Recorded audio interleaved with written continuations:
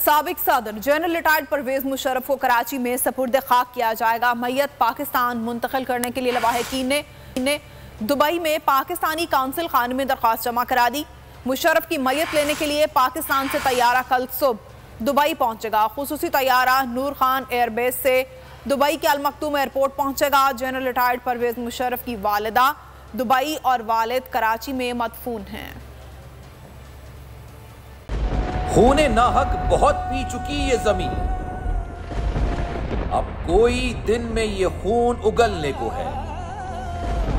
खत्म हो जाएगी ये तमाशागरी, वक्त पलटेगा रोजे जजा की तरह।